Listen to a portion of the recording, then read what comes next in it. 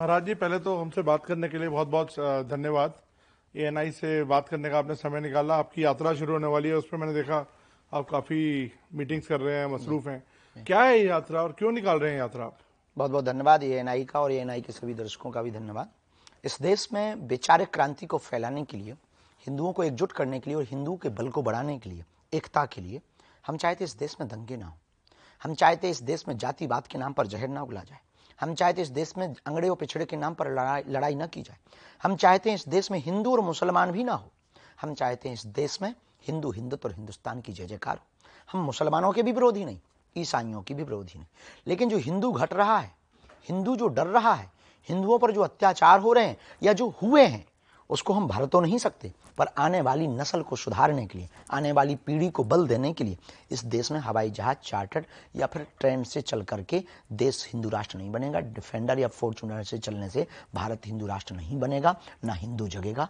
गांव गांव, गली गली, नुक्कड़ नुक्कड़ जाना पड़ेगा, तब हिंदू बचेगा, तभी हिंदू जगेगा, तभी एकता होगी। इसलिए ये पदयात्रा 7 नवंबर से 16 नवंबर तक दिल्ली से वृंदावन तक की 10 दिनों की पैदल चलकर गांव गांव, गली गली हिंदुओं को गले लगाने के लिए हम कर रहे हैं। लेकिन महाराज जी, तो ऐसा लगता नहीं कि ऐसी यात्राओं से पोलराइजेशन और बढ़ता है? नहीं, घटता है, बढ़ता। गांव गांव में जातियों के नाम पर लड़ाइयां हो रही, खपाड़ फोड़े जा रहे हैं, जातियों के नाम पर बेईमानता फैलाई जा रही है, जातियों के नाम पर अंगड़े और पिछड़े लड़ रहे हैं तो हम सब इस देश की संतान हैं, तो हम सब भारतीय हैं, तो सब हम सनातनी। जब हम सनातनी हैं तो हम आपस में ही क्यों लड़ें? क्यों ना हम उसके लिए लड़ें जिससे देश का विकास हो। क्यों ना हम उसके लिए लड़ें जिससे देश का भला हो। क्यों ना हम उसके लिए लड़ें जिससे मानवता का भला हो। उसके लिए एकमात्र उपाय है, तलवारों की क्रांति नहीं, विचारों की क्रांति चाहिए। एकमात्र उपाय है, हम सबको जातियां भले ही हों पर जातिवाद ना हो। तो महाराज जी, आप कैसे जोड़ सकते हैं? और भी कितने सारे शंकराचार्य हैं और कितने सारे और धर्मगुरु हैं। आपको क्यों लगता है कि आप ही सब हिंदुओं को जोड़ सकते हैं? नहीं, उन संतों की ही कृपा से हम ये कर पा रहे हैं। वो संत हमें आशीर्वाद दे रहे हैं, हमारे देश के शंकराचार्य हमें आशीर्वाद दे रहे हैं, हमारे महापुरुष हमको आगे कर रहे हैं, हमारे महापुरुष हमारे साथ चल रहे हैं और हमारे आगे चल रहे हैं। हम उनके पद चिन्हों पर चल रहे हैं। 14वीं शताब्दी में जगतगुरु रामानंदाचार्य भगवान ने कहा, हरि को भजे सो हरि को होई, जाति पात पूछे नहीं कोई। आदि जगतगुरु शंकराचार्य ने कहा, सब एक हैं, एकत्व का स्वरूप, एकता का स्वरूप उन्होंने ये प्रतिपाद किया है। उन्हीं पद चिन्हों पर हम चल रहे हैं। उन सब संतों का आशीर्वाद मिल रहा है। हमें ब्रज के सभी महापुरुषों का आशीर्वाद है, सभी अयोध्या के महापुरुषों का आशीर्वाद, इस देश के प्रतिष्ठित जितने संत हैं उनकी हम पर कृपा है। आज कुछ तस्वीरें देखी, प्रेमानंद जी से आप मिल के आए। हाँ, तो क्या हुआ, जरा बताएं लोगों को। उनका परिकर हमको काशी में मिलने आया और वार्तालाप हुई। बहुत बाबा की भी व्यस्तता रहती है, हमारी भी। उनकी तबीयत को लेके लोग बड़ा अभी अनुकूल है, बहुत अफवाहें फैला रहे थे, लेकिन महापुरुष हैं, उनकी तो लीलाएं हैं। तो आज हम आमंत्रण देने गए पदयात्रा का। हम आज अपने पदयात्रा का पत्र देने गए, उन्होंने सहर्ष स्वीकार किया और बहुत लाड़ लुटाया, बहुत प्रेम। महाराज जी, लेकिन एक तबका ये भी जो सोचता है कि धर्म धर्म धर्म पे इतना ज्यादा फोकस होके आप कह रहे हैं कि देश की तरक्की हो, ये हो, लेकिन धर्म को अगर हम सेंटर बना देंगे तो आपको लगता नहीं कि कहीं डाइवर्जन होता है इस चीज से? अभी धर्म के नाम पर लड़ रहे हैं तो इससे भी तो डाइवर्जन हो रहा है। मजहब के नाम पर लड़ रहे हैं, इससे भी तो डाइवर्जन हो रहा है। संस्कृतियों के नाम पर लड़ रहे हैं, इससे भी तो देश की एनर्जी दूसरी तरफ जा रही है। जातियों के नाम पर लड़ रहे हैं, इससे भी तो देश गर्त में जा रहा है। तो क्यों ना एक सॉल्यूशन निकाल दिया जाए, एक उपाय कर दिया जाए कि अब आप अपनी ऊर्जा को जाति, धर्म, मजहब, क्षेत्रवाद, भाषावाद की लड़ाई से ऊपर उठ करके राष्ट्रवाद के लिए जिए। यही हमारी पदयात्रा का मोटिव है। महाराज जी, आपने अभी बोला मैं मुसलमानों के भी खिलाफ नहीं हूँ। बिल्कुल नहीं है ना, लेकिन आप मैं देखता हूँ कई बार बयान देते हैं कि आप पटाखों पर, जैसे आपका एक विवादित बयान आया हाल में कि हम आपकी बकरा ईद पे नहीं करते तो आप हमारे पटाखों पर ज्ञान न दें। इसका क्या मतलब है? किसी भाई साहब ने बयान दिया कि पटाखों से प्रदूषण होता, हम मानते हैं बिल्कुल होता है, लेकिन 25 तारीख को क्रिसमस डे को भी पटाखे फोड़े जाते, 1 जनवरी को भी पटाखे फोड़े जाते, नई साल पर भी। गाजा अभी लड़ रहा है, बम से भी प्रदूषण हो रहा है। रूस यूक्रेन लड़ा, उससे भी प्रदूषण हुआ। कोई नेता जीतता है, पटाखे फोड़ते हैं, उससे भी तो प्रदूषण होता है। देश में क्रिकेट जीतते हैं, पटाखे फोड़ते हैं, उससे भी तो प्रदूषण। लेकिन आप हमारे हिंदू त्योहारों पर ही पटाखे फोड़ने पर ज्ञान क्यों देते? तो हमने ये निवेदन किया कि यदि आप ज्ञान दें तो हर बार दें, सबको रोकें, केवल हिंदुओं को टारगेट करेंगे तो उससे हमको भाई जलन होगी, खुन्नस होगी कि आप हमको टारगेट कर रहे हैं, हमारे हिंदुओं के त्योहारों को आप डिमोशन करना चाहते हैं, उसको डिमोटिवेट करना चाहते हैं हिंदुओं के उत्साह को। नहीं, कोई बोलता है आई लव मोहम्मद, तो उससे क्या दिक्कत है? या आई लव महादेव, तो क्या दिक्कत क्या है? बिल्कुल भी दिक्कत नहीं, हमने तो सपोर्ट किया, आई लव मोहम्मद होना चाहिए, पर आई लव महादेव भी हो तो आपको दिक्कत ना हो। और दूसरी बात, सर तन से जुदा कर देंगे ये बयान भी ना हो। ये देश के कानून के खिलाफ है, ये देश के संविधान के खिलाफ।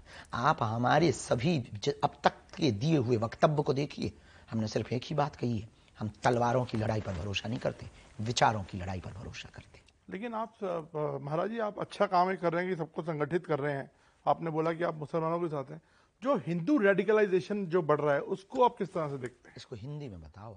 हिंदू का जो जिसे बोलते हैं कट्टरता बढ़ रही है, इसको आप किस तरह से देखते हैं? देखिए, कट्टरता में यदि किसी की हिंसा नहीं है तो वो कट्टरता ठीक है। कट्टरता का मतलब हिंसा नहीं है, कट्टरता का मतलब है खुद को प्रोटेक्ट करना, खुद को प्रोटेस्ट करना, खुद को सुरक्षित करना। किसी के खिलाफ बोलना मूर्खता है, अपने पक्ष में बात रखना कट्टरता है। लेकिन यदि कट्टरता के नाम पर आप गला काटो, कट्टरता के नाम पर आप मंदिर मस्जिद उड़ाओ, कट्टरता के नाम पर आप भगवानों के बैनर फाड़ो, कट्टरता के नाम पर आप रामचरितमानस को जलाओ, आई एम सेक्युलर, और आप रामायण को जलाओ, कट्टरता के नाम पर आप गाय को काटो, और कट्टरता के नाम पर आप राम के होने की सबूत मांगो, तो ये मूर्खता है। ये कट्टरता नहीं है, ये मूर्खता है। कट्टरता का मतलब है खुद को सुरक्षित करना, कट्टरता का मतलब है अपनी संस्कृति का प्रचार करना। ये संविधान का लॉ है कि आप अपनी संस्कृति, अपने सनातन, अपनी जो भी आपका मानने की परंपरा है, उसका प्रचार प्रसार स्वतंत्र रूप से कर सकते, यही कट्टरता है। तो आप मुझे बताइए, आपका जो थिंकिंग है या जो आपकी लाइन रहती है वो किसी पर्टिकुलर पॉलिटिकल पार्टी से अलाइन लगती है? एक पार्टी है जो हिंदूज की बात करती है, आपका भी ऐसा लगता है कि आप हिंदूज की बात हमेशा करते हैं, तो आपको क्या पॉलिटिक्स की तरफ बढ़ रहे हैं क्या महाराज जी आप? बिल्कुल भी नहीं। और इस देश में किसी भी पार्टी ने हिंदुत्व का ठेका थोड़ी ले रखा है। इस देश में जितनी भी पार्टियां, उनमें कहीं ना कहीं हिंदू है, और जिस पार्टी में हिंदू है हम उस पार्टी की बात कर रहे हैं। अब कोई हमें अपना ना माने तो वो उसकी कमी है, हम तो जहां जहां हिंदू हैं। आपका बीजेपी से कोई अलाइनमेंट नहीं है? सीधा सवाल पूछता हूं, सीधी सी हम बात कहते हैं, हमारा किसी भी पार्टी से कोई अलाइनमेंट नहीं, और सब पार्टी हमारी है, क्योंकि सब पार्टियों में हिंदू है। तो आपके संबंध कैसे हैं कांग्रेस से? बहुत अच्छे हैं। कमलनाथ जी ने हमारी कथा करवाई, छिंदवाड़ा में करवाई, और दिग्विजय सिंह जी से बहुत अच्छे नाते। और लेफ्ट में जैसे जो वामपंथ है उससे किससे आपकी जाति है? वामपंथी हमारी नजर में कोई है नहीं, सनातनी हमारी सब नजर में। और मोदी जी से आपके संबंध कैसे हैं? बहुत प्यारे हैं, भाई के रूप में। उन्होंने छोटा भाई शायद आपको बोला, मैं पढ़ रहा था। मैंने बिल्कुल बोला, बाएं पकड़ करके बोला। और दावे के ऐसा प्रधानमंत्री देश को मिलना बहुत मुश्किल है, इतना बड़ा विजन और मिशन। इसलिए नहीं हम ऐसा कह रहे हैं कि उन्होंने हमें भाई बोला, हम इसलिए कह रहे हैं कि वो सिर्फ देश के लिए सोचते हैं। और यदि ऐसा कार्य किसी भी पार्टी का प्रधानमंत्री करता तो भी हम उसके लिए बोलते, क्योंकि हम सत्य के पूजक हैं। तो उनकी आपको क्या चीजें जो है मुख्यतः अच्छी लगती हैं? राष्ट्रवाद, प्राथमिकता, राष्ट्र के प्रति समर्पित, बहुत अद्भुत। भारत का विजन मिशन 2047 का देखना बहुत अभूतपूर्व। दुश्मन के घर में घुस करके मारना बहुत अभूतपूर्व। अपनी संस्कृति के साथ कोई खिलवाड़ नहीं। राम की भी बात करते हैं तो राष्ट्र की भी बात करते हैं, खेल की भी बात करते हैं तो रेल की भी बात करते हैं, चाय की भी बात करते हैं तो गाय की भी बात करते हैं। ये हमको बहुत अच्छा लगा। और ये कहना हमें बहुत, इसमें हमें कोई किंचित, ये माननीय प्रधानमंत्री नरेंद्र मोदी जी की स्थान पर कोई और होता उनके जैसा करने वाला तो भी हम यही बोलते। संतों में कोई कंपटीशन नहीं है आपस में? हमारा खुद का नहीं है, बाकी का पता नहीं। आप मतलब कई बार कई संतों ने ये जाहिर किया है कि लड़ाई तो है संतों में भी आपस में। होती है आदिकाल से, आज से थोड़ी है। विश्वामित्र जी की थी, आपको याद नहीं है? वशिष्ठ जी विश्वामित्र जी की।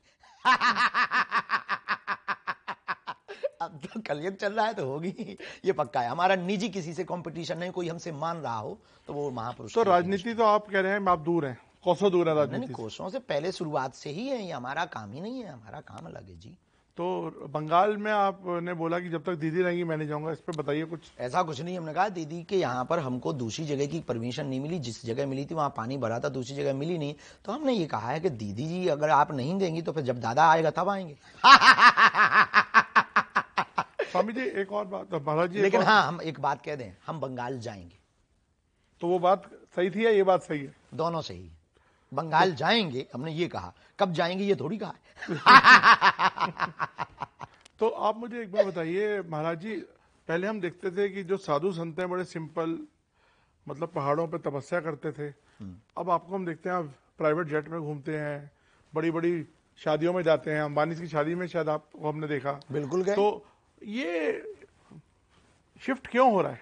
बिल्कुल। और एक बात बताइए, क्या इतने जो आराम, ऐशो आराम वाली जिंदगी और इतनी ग्लैमर जब संतों के साथ जुड़ जाए, आपको लगता है फिर पहली बात तो साधु सिंपल ही होना चाहिए और हम बहुत सिंपल हैं।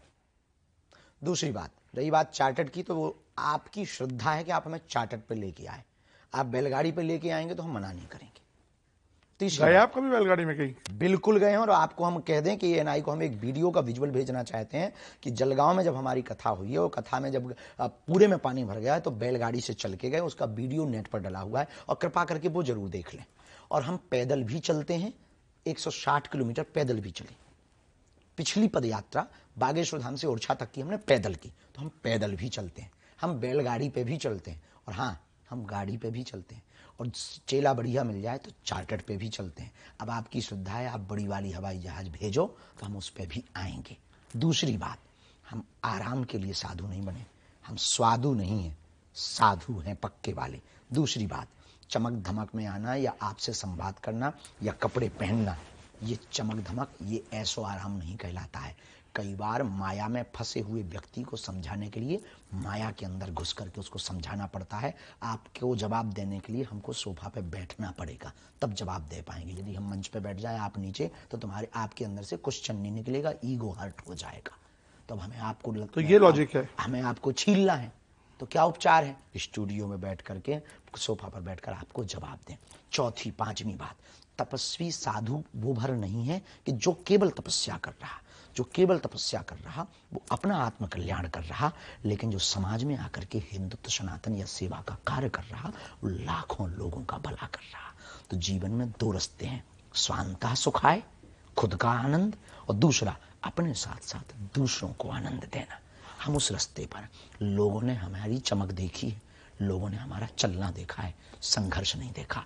कितनी रातें हम सोते नहीं हैं, ये दिखाई नहीं पड़ता। कितने दिनों तक भोजन नहीं कर पाए, ये किसी ने नहीं देखा। हम जब पैदल चले, किसी ने नहीं देखा। आज हम जब गालियां सहते, कोई नहीं देखता। आज हम जब तनाव सहते, झंझट सहते, कोई नहीं देखता। झूठे आरोप एलिगेशन हम जब सहते, कोई देखने नहीं आता, ना कोई साथ देने आता, उल्टा कमेंट करता और पोस्ट करता और गाली बकता, ये बाबा तो सब ऐसे ही होते हैं। फिर भी अपनी मुस्कुराहट नहीं छोड़ी, फिर भी अपना कॉन्फिडेंस नहीं छोड़ा, फिर भी अपना काम नहीं छोड़ा, फिर भी हिंदुत्व नहीं छोड़ा, फिर भी सनातन का कार्य नहीं छोड़ा, फिर भी दीनहीन बेटियों का विवाह नहीं छोड़ा, फिर भी हाँ, इस देश में नेता पैसा लेकर के, इस देश का क्रिकेटर भारत का पैसा लेकर, इस देश का बॉलीवुड का एक्टर पैसा लेकर विदेश में घर बनाता है। हम कथा करके जो मिलता है वो अस्पताल बनाते हैं, उनसे तो बेहतर है। बहुत अच्छा आपने समझाया, काफी चीजें क्लियर हो गई मेरे भी माइंड में। मोदी जी ने जो आपसे आपके वहां आए थे, कैंसर अस्पताल का जो इनॉग्रेशन किया था, तब हम कहीं हाँ भूमि पूजन भी किया था, और उन्होंने कोई पर्ची निकाली थी आपकी शादी की। ये बताइए कुछ, अब थोड़ा लाइटर नोट पे। जी, जो कक्ष बना था पीछे, उसको ग्रीन रूम कहते शायद, तो वहां पर बैठे थे, तो प्रधानमंत्री जी भी, हमारी माता जी भी बैठी थी। तो माता जी से कहा था उन्होंने, बहुत सहजता से माता जी से कहा, माँ मैं भी आपका बड़ा बेटा हूँ, चिंता मत करो, मैं इनका बड़ा भाई हूँ, अब इनकी चिंता तुम मुझ पर छोड़ो। और क्या चिंता है, आज मैं भी हनुमान दादा का आशीर्वाद लेकर आया हूँ। अच्छा, शादी की चिंता है, मैं भी आज पर्ची खोल रहा हूँ, इनकी शादी होगी। ये बात थी। तो आप कर रहे हैं शादी फिर? हम तो नहीं कर रहे, परिवार वाले करवा रहे हैं। कब? पता नहीं है कब करवाएंगे, पर करवाएंगे वो। इस पे तो पूरा देश जानना चाहता है कि हाँ, लेकिन इस देश में हमारे इस मुद्दे से ज्यादा और भी बड़े मुद्दे हैं। हिंदू राष्ट्र का मुद्दा है, बेरोजगारी का मुद्दा है, शिक्षा का मुद्दा है, स्वास्थ्य का मुद्दा है, लेकिन पता नहीं। बहुत अच्छी बात है कि आप सारे जो ये गंभीर मसले हैं इनको लेकर साथ चल रहे हैं और इनके सॉल्यूशन भी आपके पास हैं, तो ये एक अच्छी चीज बस है। ये सबसे बड़ी दिक्कत है, कोई मानता नहीं। नहीं नहीं, आपकी जो फॉलोअरशिप है वो तो मतलब मुझे लगता नहीं अभी आज के डेट में बहुत लोग ऐसे होंगे जिनको नहीं होगी इस तरह की फॉलोअरशिप। भगवान की कृपा है, वो सब हमारे हाथ में। तो सर जब आपको लोग भगवान बोलते हैं तो आपको कुछ अजीब लगता है या? बिल्कुल नहीं, हम भी लोगों को भगवान बोल देते हैं।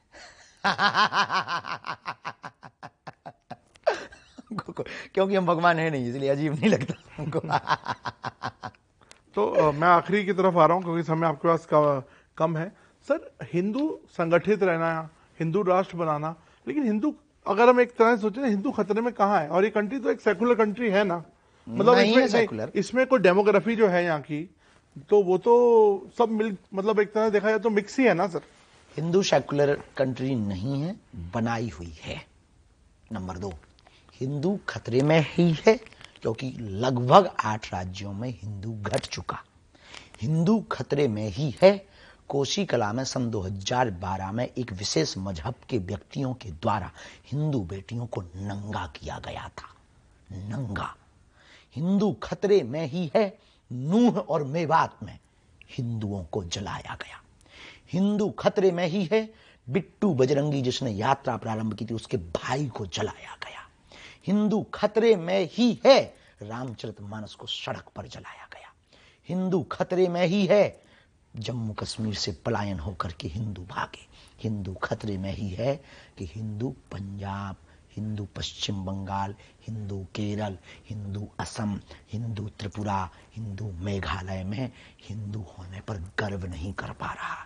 हिंदू खतरे में ही है, संख्या हिंदू की घट रही है, वो 6 से 22% पहुंचने की कगार पर है और हम 90 से 80 के नीचे आ गए। मेरा आखिरी सवाल महाराज जी, ये क्रिकेट हमने आईपीएल सुना था, हमने इंटरनेशनल क्रिकेट भी सुना, ये सनातन लीग क्या है? और आप बैटिंग करते दिखेंगे उसमें, ऐसा सुनने में आया। हमारे ज्येष्ठ भ्राता श्री धर्मरत्न पूज्य श्री शांति दूत देवकीनंदन ठाकुर जी के मन में एक विचार आया कि उन्होंने जो हमको दूरभाष पे बताया कि हम एक ऐसा कार्य करना चाह रहे हैं जो थोड़ा अलग हो और भीड़ बाढ़ और जो बहुत अभी त्रासदी हुई उससे प्रभावित लोग हैं, उनके लिए हम कुछ करना चाह रहे हैं। हमने कहा आप आज्ञा करो, तो उन्होंने कहा कि एक क्रिकेट का आयोजन करेंगे और आप एक दिन के लिए आ जाना, कुछ घंटों के लिए आप आ जाना। हमने कहा सहज बस, बहुत अच्छी बात है। यदि कोई बाढ़ प्रभावित लोगों के लिए कोई उनके घर में भी दीपक जल सकें दिया के दिवाली का, और हमारे जाने से और ये कार्य करने से किसी का भला होता हो, तो खेल खेल में एक बहुत बड़ा रोल हो जाएगा। और वैसे भी क्रिकेट हमको पसंद है। तो सनातन क्रिकेट का क्या रहेगा फॉर्मेट, आपको कुछ आइडिया? सनातन क्रिकेट का शायद धोती कुर्ता का फॉर्मेट रहेगा, अपनी विचारधाराओं को पहुंचाने के अलग अलग माध्यम। और ये कब हो रहा है सर? 18 तारीख को है। 18। तो आप यहाँ खेल रहे हैं इसमें? हम जा रहे हैं, हम खेल रहे हैं। वैसे भी हम क्रिकेट खेलते हैं। हमारा पसंद। महाराज जी बहुत बहुत शुक्रिया, आपने हमसे बात की, धन्यवाद। और आपकी यात्रा अच्छे से निकले। और आप भी आइए, एनआई परिवार का सादर आमंत्रण है 7 नवंबर से 16 नवंबर तक। जी धन्यवाद, बहुत बहुत धन्यवाद।